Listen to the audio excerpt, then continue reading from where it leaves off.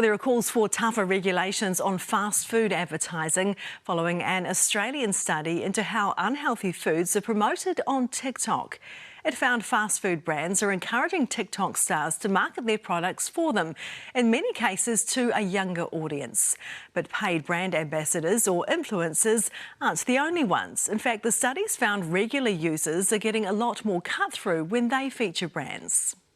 Well, for more on this, let's bring in Catherine Backholer from the Global Obesity Centre, joining us out of Australia's Northern Territory this evening and winning the award for the best Zoom backdrop of the year. Hey, Catherine, thanks so much for speaking with us tonight. We're in a tricky situation now, aren't we, where companies can effectively bypass traditional advertising regulations and rely on just everyday folk to do their selling for them on social media. How much of a concern is that? Yeah, that's right. And our study found that not only are they sharing and promoting their brands and their products on social media, but they're having huge reach. So we analysed the top junk food brands across the globe and looked at how they promoted their products and their brands online.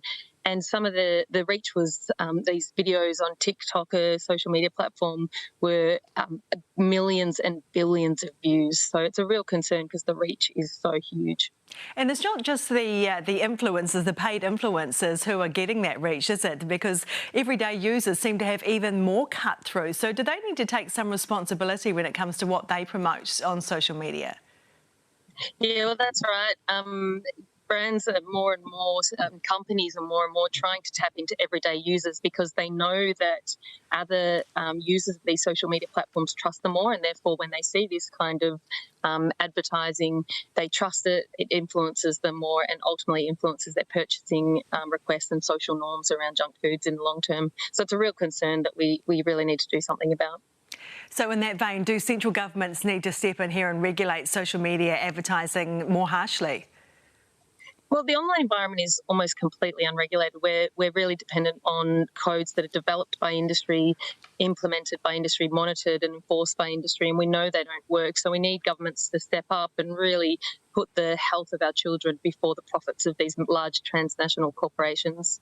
Because how much of an influence does this kind of content have on what kids eat and on their health, ultimately? We know that this kind of marketing does have an influence on what they purchase, on what kids purchase, on what they consume, and therefore their long-term weight gain and their risk of disease over the long term. The World Health Organization released a report just last month, over 100 studies that came to that conclusion. So we know it has an influence on their health, and yet we allow this across most countries across the globe. Just quickly, do you have a message for those companies out there using this sort of marketing? Really just that we really need to start putting our children's health before profits, and I really think this is the job of governments that don't have a conflict of interest that these companies do have, and governments really do need to step up and act independently and protect children so that we can send our children off into these online spaces where we know that they're in healthy, protected spaces that don't exploit our children. Yeah, such an important message. Catherine, thanks very much for your time tonight. Thanks very much. Thanks for having me.